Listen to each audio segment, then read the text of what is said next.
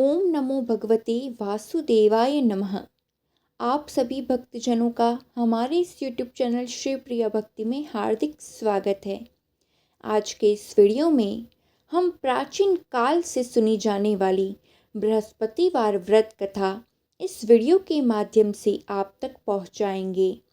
इस वीडियो में अंत तक हमारे साथ बने रहिएगा ताकि संपूर्ण कथा का लाभ आप तक पहुंच सके। आइए आज की इस कथा की शुरुआत करते हैं। भारतवर्ष में एक प्रतापी और दानी राजा राज्य करता था। वह नित्य गरीबों और ब्राह्मणों की सहायता करता था।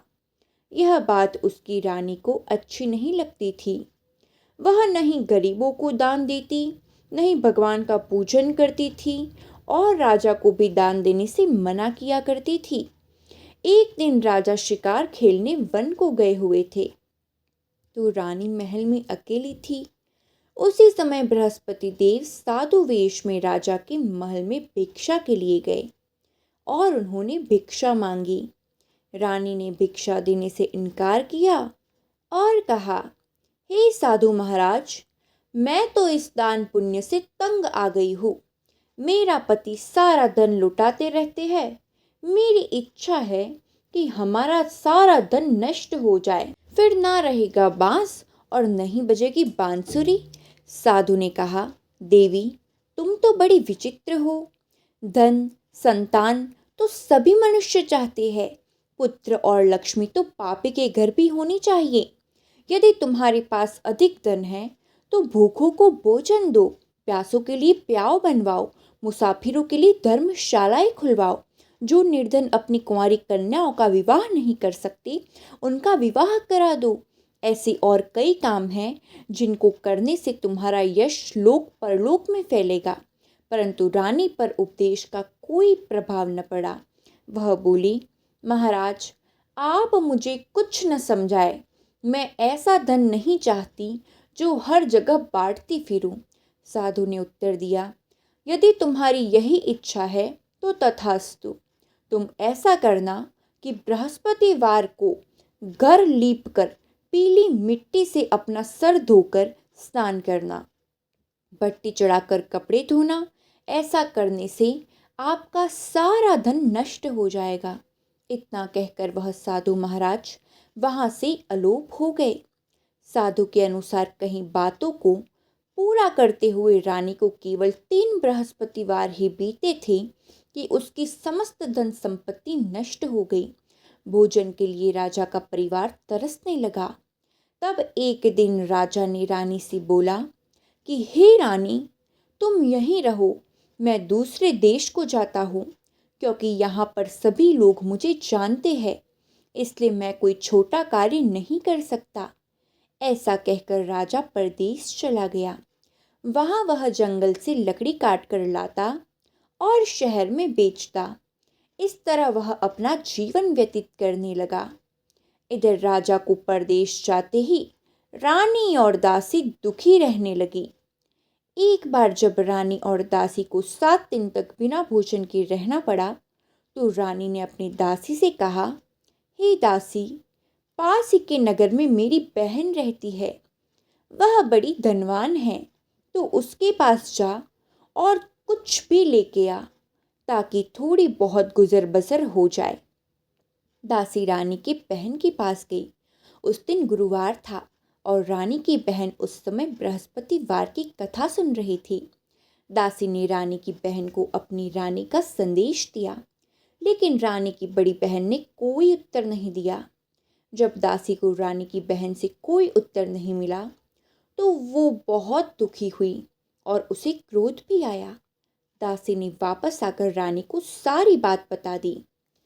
यह सारी बात सुनकर रानी अपने भाग्य को कोसने लगी। उधर रानी की बहन ने सोचा कि मेरी बहन की दासी आई थी, परंतु मैं उससे नहीं बोली, इससे वह बहुत दुखी हुई होगी। कथा सुनकर और भोजन समाप्त करके वह अपनी बहन के घर आई और कहने लगी, हे बहन, मैं बृहस्पतिवार का व्रत कर रही थी।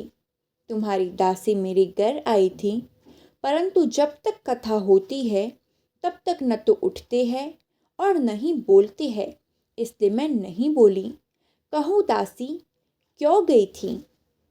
रानी बोली, बहन तुमसे क्या छिपाओ, हमारे घर में खाने तक को अनाज नहीं था। ऐसा कहते कहते रानी की आंखें भर आई। उसने दासी समेत पिछले 7 दिनों से भूखे रहने की अपनी बहन को विस्तार पूर्वक सुना दी। रानी की बहन बोली, देखो बहना, भगवान बृहस्पति देव सबकी मनोकामना को पूर्ण करते हैं। देखो शायद तुम्हारे घर में अनाज रखा हो। पहले तो रानी को बिल्कुल विश्वास नहीं हुआ, पर बहन की आग्रह करने पर उसने अपनी दासी को अंदर भेजा तो उसे सचमुच अनाज से भरा एक घड़ा मिल गया। यह देखकर दासी को बड़ी हैरानी हुई। दासी रानी से कहने लगी, हे रानी, जब हमको भोजन नहीं मिलता तो हम व्रत ही तो करते हैं, इसलिए क्यों न इनसे व्रत और कथा की विधि पूछ ली जाए ताकि हम भी व्रत कर सकें। तब रानी ने अपनी बहन से बृहस्पतिवार के बारे में पूछा। उसकी बहन ने बताया, बृहस्पतिवार के व्रत में चने की दाल और मुनक्का से विष्णु भगवान का केले की जड़ में पूजन करें तथा दीपक जलाए, व्रत कथा सुने और पीला भोजन ही करें। इससे बृहस्पति देव प्रसन्न होते हैं। व्रत और पूजन विधि बताकर रानी की बहन अपने घर को लौट गई। 7 दिन के बाद जब गुरुवार आया तो रानी और दासी ने व्रत रखा। गुड़साल में जाकर चना और गुड़ लेकर आई। फिर उससे केले की जड़ तथा विष्णु भगवान का पूजन किया। अब पीला भोजन कहाँ से आए? इस बात को लेकर दोनों बहुत दुखी थे। क्योंकि उन्होंने व्रत रखा था, इसलिए बृहस्पति देव उनसे बेहद प्रसन्न थे। इसलिए वे एक साधारण व्यक्ति का रूप धारण कर 2 थालों में सुंदर पीला भोजन दासी को दे गए। भोजन पाकर दासी बहुत प्रसन्न हुई और फिर रानी के साथ मिलकर उसने भोजन ग्रहण किया। उसके बाद से वे सभी गुरुवार को व्रत और पूजन करने लगी। बृहस्पति भगवान की कृपा से उनके पास फिर से धन संपत्ति आ गई, परंतु रानी फिर से पहले की तरह आलस्य करने लगी। तब दासी बोली, देखो रानी, तुम पहले भी इस प्रकार आलस्य करती थी। तुमने धन रखने में कष्ट होता था, इसी कारण सभी धन नष्ट हो गया। अब जब भगवान बृहस्पति की कृपा से धन मिला है तो तुम्हें फिर से आलस्य होता है। रानी को समझाते हुए दासी कहती है कि बड़ी मुसीबतों के बाद हमने यह धन पाया है, इसलिए हमें दान पुण्य करना चाहिए, भूखे मनुष्य को भोजन कराना चाहिए और धन को शुभ कार्यों में खर्च करना चाहिए, जिससे तुम्हारे कुल का यश बढ़ेगा, स्वर्ग की प्राप्ति होगी और पितृदेव प्रसन्न होंगे। दासी की बात मानकर रानी अपना धन शुभ कार्यों में खर्च करने लगी, जिससे पूरे नगर में उसका यश फैलने लगा। बृहस्पतिवार व्रत के बाद श्रद्धा के साथ आरती की जानी चाहिए। इसके बाद प्रसाद बांटकर उसे ग्रहण करना चाहिए। एक दिन राजा दुखी होकर जंगल में एक पेड़ के नीचे आसन जमाकर बैठ गया। वह अपनी दशा को याद करके व्याकुल होने लगा। बृहस्पतिवार का दिन था। एकाएक उसने देखा कि निर्जन वन में एक साधु प्रकट हुए। वह साधु वेश में स्वयं बृहस्पति देवता थे। लकड़हारे के सामने आकर बोले, हे लकड़हारे, इस सुनसान जंगल में तो चिंता मग्न क्यों बैठा है? लकड़हारे ने दोनों हाथ जोड़कर प्रणाम किया और उत्तर दिया, महात्मा जी, आप सब कुछ जानते हैं, मैं क्या कहूँ? यह कहकर रोने लगा और साधु को अपनी आत्मकथा सुनाई। महात्मा जी ने कहा, तुम्हारी स्त्री ने बृहस्पति के दिन बृहस्पति भगवान का निरादर किया है, जिसके कारण रुष्ट होकर उन्होंने तुम्हारी यह दशा कर दी। अब तुम चिंता को दूर करके मेरे कहने पर चलो तो तुम्हारे सभी कष्ट दूर हो जाएंगे और भगवान पहले से भी अधिक संपत्ति देंगे। तुम बृहस्पति के दिन कथा किया करो। 2 पैसे के चने मुनक्का लाकर उसका प्रसाद बनाओ और शुद्ध जल से लोटे में शक्कर मिलाकर अमृत तैयार करो। कथा के पश्चात अपने सारे परिवार और सुनने वाले प्रेमियों में अमृत प्रसाद बांटकर आप भी ग्रहण करो ऐसा करने से भगवान तुम्हारी समस्त मनोकामनाएं पूर्ण करेंगे। साधु के ऐसे वचन सुनकर लकड़हारा बोला, हे प्रभु, मुझे लकड़ी बेचकर इतना पैसा नहीं मिलता जिससे भोजन के उपरांत कुछ बचा सकूं। मैंने रात्रि में अपनी स्त्री को व्याकुल देखा है। मेरे पास कुछ भी नहीं जिससे मैं उसकी खबर मांग सकूं। साधु ने कहा, हे लकड़हारे, तुम किसी बात की चिंता मत करो। बृहस्पति के दिन तुम रोजाना की तरह लकड़ियां लेकर शहर को जाओ। तुमको रोज से दुगना धन प्राप्त होगा, जिससे तुम भली भांति भोजन कर लोगे तथा बृहस्पति देव की पूजा का सामान भी आ जाएगा। इतना कहकर साधु अंतर ध्यान हो गए। धीरे धीरे समय व्यतीत होने पर फिर वही बृहस्पतिवार का दिन आया। लकड़हारा जंगल से लकड़ी काटकर किसी शहर में बेचने गया। उसे उस दिन और दिन से अधिक पैसा मिला। राजा ने चना गुड़ आदि लेकर गुरुवार का व्रत किया। उस दिन से उसके सभी क्लेश दूर हुए। परंतु जब दोबारा गुरुवार का दिन आया तो बृहस्पतिवार का व्रत करना भूल गया। इस कारण बृहस्पति भगवान नाराज हो गए। उस दिन उस नगर के राजा ने विशाल यज्ञ का आयोजन किया तथा शहर में यह घोषणा करा दी कि कोई भी मनुष्य अपने घर में भोजन न बनावे, न आग जलावे। समस्त जनता मेरे यहाँ भोजन करने आवे। इस आज्ञा को जो नहीं मानेगा उसे फांसी की सजा दी जाएगी। इस तरह की घोषणा संपूर्ण नगर में करवा दी गई। राजा की आज्ञा अनुसार शहर के सभी लोग भोजन करने गए, लेकिन लकड़हारा कुछ देर से पहुंचा, इसलिए राजा उसको अपने साथ घर ले गए और ले जाकर भोजन करा रहे थे तो रानी की दृष्टि उस खूंटी पर पड़ी जिस पर उसका हार लटका हुआ था।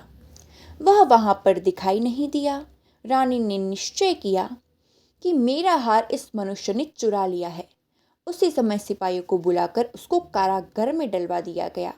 जब लकड़हारा कारागार में पड़ गया और बहुत दुखी होकर विचार करने लगा कि न जाने कौन से पूर्व जन्म के कर्म से मुझे यह दुख प्राप्त हुआ है, और उसी साधु को याद करने लगा जो उन्हें जंगल में मिला था। उसी समय तत्काल बृहस्पति देव साधु के रूप में प्रकट हुए और उसकी दशा को देखकर कहने लगे, अरे मूर्ख, तूने बृहस्पति देव की कथा नहीं करी, इस कारण तुझे दुख प्राप्त हुआ। अब चिंता मत कर, बृहस्पतिवार के दिन कारागार के दरवाजे पर 4 पैसे पड़े मिलेंगे। उनसे तू बृहस्पति देव की पूजा करना, तेरे समस्त कष्ट दूर हो जाएंगे। बृहस्पति देव के दिन उसे 4 पैसे मिले। लकड़हारे ने कथा कही। उसी रात्रि को बृहस्पति देव ने उस नगर के राजा को स्वप्न में कहा, हे राजा, तुमने जिस आदमी को कारागार में बंद कर दिया है वह निर्दोष है, वह राजा है, उसे छोड़ देना। रानी का हार उसी खूंटी पर लटका है। अगर तू ऐसा नहीं करेगा तो मैं तेरे राज्य को नष्ट कर दूंगा। इस तरह रात्रि के स्वप्न को देखकर राजा प्रातःकाल उठा और खूंटी पर हार टंगा देखकर लकड़हारे को बुलाकर क्षमा मांगी तथा लकड़हारे को योग्य सुंदर वस्त्र आभूषण देकर विदा कर दिया। बृहस्पति देव की आज्ञानुसार लकड़हारा अपने नगर को चल दिया। राजा जब अपने नगर के निकट पहुंचा तो उसे बड़ा आश्चर्य हुआ। नगर में पहले से अधिक बाग, तालाब, कुएं तथा बहुत सी धर्मशाला, मंदिर बन गई थी। राजा ने पूछा, यह किसका बाग और धर्मशाला है? तब नगर के सभी लोग कहने लगे, यह सब रानी और बांदी के है। तो राजा को आश्चर्य हुआ और अत्यधिक गुस्सा भी आया। जब रानी ने यह खबर सुनी कि राजा आ रही है तो उन्होंने बांदी से कहा कि हे दासी, देख, राजा हमको कितनी बुरी हालत में छोड़ गए थे। हमारी ऐसी हालत देखकर वह लौट न जाए, इसलिए तू दरवाजे पर खड़ी हो जा। आज्ञानुसार दासी दरवाजे पर खड़ी हो गई। राजा आए तो उन्हें अपने साथ ले आई। तब राजा ने क्रोध करके अपनी रानी से पूछ लिया कि यह धन तुम्हें कैसे प्राप्त हुआ। तब उन्होंने कहा, हमें यह सब धन बृहस्पति देव के इस व्रत के प्रभाव से प्राप्त हुआ है। राजा ने निश्चय किया कि 7 रोज बाद तो सभी बृहस्पति देव का पूजन करते हैं, परंतु मैं प्रतिदिन 3 बार कहानी तथा रोज व्रत किया करूँगा। अब हर समय राजा के दुपट्टे में चने की दाल बंधी रहती तथा दिन में 3 बार कहानी कहता। एक रोज राजा ने विचार किया कि चलो अपनी बहन के यहाँ हो आवे। इस तरह निश्चय कर राजा घोड़े पर सवार हो अपनी बहन के यहाँ को चलने लगा। मार्ग में उसने देखा कि कुछ आदमी एक मुर्दे को लिए जा रहे हैं। उन्हें रोककर राजा कहने लगा, अरे भाइयों, मेरी बृहस्पति देव की कथा सुन लो। वे बोले, लो, हमारा तो आदमी मर गया है और इसको अपनी कथा की पड़ी है। परंतु कुछ आदमी बोले, अच्छा कहो, हम तुम्हारी कथा भी सुनेंगे। राजा ने दाल निकाली और जब कथा आधी हुई कि मुर्दा हिलने लग गया और जब कथा समाप्त हो गई तो राम राम कहकर मनुष्य उठकर खड़ा हो गया। आगे मार्ग में उसने एक किसान खेत में हल चलाता हुआ दिखा।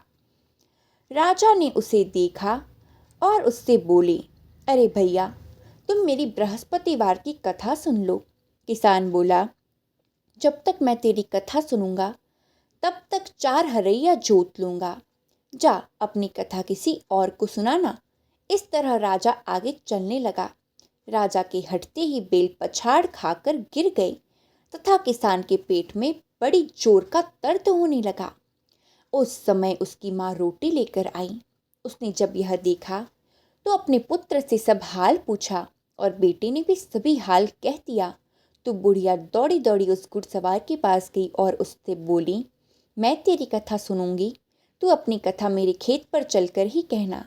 राजा ने बुढ़िया के खेत पर जाकर कथा कही, जिसके सुनते ही वह बैल उठ खड़ा हुआ तथा किसान के पेट का दर्द भी बंद हो गया। राजा अपनी बहन के घर पहुंचा। बहन ने भाई की खूब मेहमान नवाजी की। दूसरे रोज प्रातःकाल राजा जगा तो वह देखने लगा कि सभी लोग भोजन कर रहे हैं। राजा ने अपनी बहन से कहा, ऐसा कोई मनुष्य है जिसने भोजन नहीं किया हो? मेरी बृहस्पतिवार की कथा सुन ले। बहन बोली, हे भैया, यह देश ऐसा है कि पहले यहाँ लोग भोजन करते हैं, बाद में अन्य काम करते हैं। अगर कोई पड़ोस में हो तो देख आओ। वह ऐसा कहकर देखने चली गई, परंतु उसे कोई ऐसा व्यक्ति नहीं मिला जिसने भोजन न किया हो। अतः वह एक कुम्हार के घर गई जिसका लड़का बड़ा बीमार था। उसे मालूम हुआ कि उनके यहाँ 3 रोज से किसी ने भोजन नहीं किया। रानी ने अपने भाई की कथा सुनने के लिए कुम्हार से कहा और वह तैयार हो गया। राजा ने जाकर बृहस्पतिवार की कथा कही, जिसको सुनकर उसका लड़का ठीक हो गया। अब तो राजा की प्रशंसा होने लगी। एक रोज राजा ने अपनी बहन से कहा, हे बहन, हम अपने घर को जाएंगे, तुम भी तैयार हो जाओ। राजा की बहन ने अपनी सास से कहा। सास ने कहा, हाँ चली जा, परंतु अपने लड़कों को मत ले जाना, क्योंकि तेरे भाई के कोई औलाद नहीं है। बहन ने अपने भैया से कहा, हे भैया, मैं तो चलूँगी, पर कोई बालक नहीं जाएगा। राजा बोला, जब कोई बालक नहीं चलेगा तब तुम ही क्या करोगी? बड़े दुखी मन से राजा अपने नगर को लौट आया। राजा ने अपनी रानी से कहा, हम निर्वंशी है, हमारा मुंह देखने का धर्म नहीं है और कुछ भोजन नहीं किया। रानी बोली, हे प्रभु, बृहस्पति देव ने हमें सब कुछ दिया है, वह हमें औलाद अवश्य देंगे। उसी रात को बृहस्पति देव ने राजा से स्वप्न में कहा, हे राजा, उठ, सभी सोच त्याग दे, तेरी रानी गर्भ से है। राजा की यह बात सुनकर बड़ी खुशी हुई। 9वें महीने में उसके गर्भ से एक सुंदर पुत्र पैदा हुआ। तब राजा बोला, हे रानी, स्त्री बिना भोजन के रह सकती है, पर बिना कहे नहीं रह सकती। जब मेरी बहन आए तुम उससे कुछ कहना मत। रानी ने सुनकर हाँ कह दिया। जब राजा की बहन ने यह शुभ समाचार सुना तो वह बहुत खुश हुई तथा बधाई लेकर अपने भाई के यहाँ आई। तभी रानी ने कहा, घोड़ा चढ़कर तो नहीं आई, गधा चढ़ी आई। राजा की बहन बोली, भाभी, मैं इस प्रकार न कहती तो तुम्हें औलाद कैसे मिलती? बृहस्पति देव ऐसे ही है, जैसे जिसके मन में कामनाएं हैं सभी को पूर्ण करती है। जो सद्भावना पूर्वक बृहस्पतिवार का व्रत करता है और कथा पढ़ता है अथवा सुनता है, दूसरों को सुनाता है, बृहस्पति देव उनकी समस्त मनोकामनाएं पूर्ण करते हैं। भगवान बृहस्पति देव उसकी सदैव रक्षा करते हैं। संसार में जो मनुष्य सद्भावना से भगवान का पूजन व्रत सच्चे हृदय से करते हैं, उनकी समस्त मनोकामनाओं को ईश्वर पूर्ण करते हैं। जैसी सच्ची भावना से रानी और राजा ने उनकी कथा का गुणगान किया, तो उनकी सभी इच्छाएं बृहस्पति देव ने पूर्ण की थी। इसलिए पूर्ण कथा सुनने के बाद प्रसाद लेकर जाना चाहिए। हृदय से उसका मनन करते हुए भगवान को याद करना चाहिए। बोलो बृहस्पति देव की जय। आइए अब हम बृहस्पति देव की एक दूसरी कथा आपको सुनाते हैं। प्राचीन काल में एक ब्राह्मण रहता था। वह बहुत निर्धन था। उसकी कोई संतान नहीं थी। उसकी स्त्री बहुत मलिनता के साथ रहती थी। वह स्नान नहीं करती, किसी देवता का पूजन नहीं करती। इससे ब्राह्मण देवता बड़े दुखी थे। बेचारे बहुत कुछ कहते थे, किंतु उसका कुछ परिणाम न निकला। भगवान की कृपा से ब्राह्मण की स्त्री ने कन्या रूपी रत्न पैदा हुआ। कन्या बड़ी होने पर प्रातः स्नान करके विष्णु भगवान का जाप व बृहस्पतिवार का व्रत करने लगी। अपने पूजन पाठ को समाप्त करके विद्यालय जाती तो अपनी मुट्ठी में जौ भर के जाती और पाठशाला के मार्ग में डालती जाती। तब ये जौ स्वर्ण के हो जाते और लौटते समय उसको बिनकर वो घर ले आती थी। एक दिन वह बालिका सूप में उस सोने के जौ को फटक कर साफ कर रही थी। उसके पिता ने देख लिया और कहा, हे बेटी, सोने के जौ के लिए सोने का सूप होना चाहिए। दूसरे दिन बृहस्पतिवार था। इस कन्या ने व्रत रखा और बृहस्पति देव से प्रार्थना करके कहा, मैंने आपकी पूजा सच्चे मन से की हो तो मेरे लिए सोने का सूप दो। बृहस्पति देव ने उसकी प्रार्थना स्वीकार कर ली। रोजाना की तरह वह कन्या जौ फैलाती हुई जाने लगी। जब लौटकर जौ बिन रही थी तो बृहस्पति देव की कृपा से सोने का सूप मिला।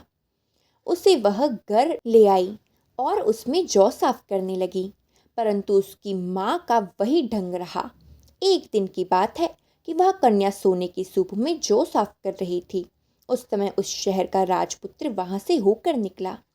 इस कन्या के रूप और कार्य को देखकर वह उस पर मोहित हो गया तथा अपने घर आकर भोजन तथा जल त्याग कर उदास होकर लेट गया। राजा को इस बात का पता चला तो अपने प्रधानमंत्री के साथ उसके पास गए और बोले, हे बेटा, तुम्हें किस बात का कष्ट है? किसी ने तुम्हारा अपमान किया है अथवा और कारण हो तो हमसे कहो, मैं वही कार्य करूँगा जिससे तुम्हें प्रसन्नता हो। अपने पिता की राजकुमार ने बातें सुनी तो वह बोला, मुझे आपकी कृपा से किसी बात का दुख नहीं है। किसी ने मेरा कोई अपमान नहीं किया पिताजी, परंतु मैं उस लड़की से विवाह करना चाहता हूँ जो सोने के सूप में जौ साफ कर रही थी। यह सुनकर राजा आश्चर्य में पड़ा और बोला, हे बेटा, इस तरह की कन्या का पता तुम ही लगाओ। मैं उसके साथ तेरा विवाह अवश्य ही करवा दूंगा। राजकुमार ने उस लड़की के घर का पता बतलाया। तब मंत्री उस लड़की के घर गए और ब्राह्मण देवता को सभी हाल बतलाया। ब्राह्मण देवता राजकुमार के साथ अपनी कन्या का विवाह करने के लिए तैयार हो गए और विधि विधान के अनुसार ब्राह्मण की कन्या का विवाह राजकुमार के साथ हो गया। कन्या के घर से जाते ही पहले की भांति उस ब्राह्मण देवता के घर में गरीबी का निवास हो गया। अब भोजन के लिए भी अन्न बड़ी मुश्किल से मिलता था। एक दिन दुखी होकर ब्राह्मण देवता अपनी पुत्री के पास गए। बेटी ने पिता की दुखी अवस्था को देखा और अपनी माँ का हाल पूछा। तब ब्राह्मण ने सभी हाल कहा। कन्या ने बहुत सा धन देकर अपने पिता को विदा कर दिया। इस तरह ब्राह्मण का कुछ समय सुखपूर्वक व्यतीत हुआ। कुछ दिन बाद फिर से वही हाल हो गया। ब्राह्मण फिर अपनी कन्या के यहाँ गया और सारा हाल कहा। तो लड़की बोली, हे पिताजी, आप माताजी को यहाँ ले आओ, मैं उसे विधि बता दूंगी जिससे गरीबी दूर हो जाए। वह ब्राह्मण देवता अपनी स्त्री को साथ लेकर पहुंचे तो अपनी माँ को वह समझाने लगी, हे माँ, तुम प्रातःकाल प्रथम स्नान आदि करके भगवान विष्णु का पूजन करो, तो उससे सब दरिद्रता दूर हो जाएगी। परंतु उसकी माँ ने एक भी बात नहीं मानी और प्रातःकाल उठकर अपनी पुत्री के बच्चों की जूठन को खा लिया।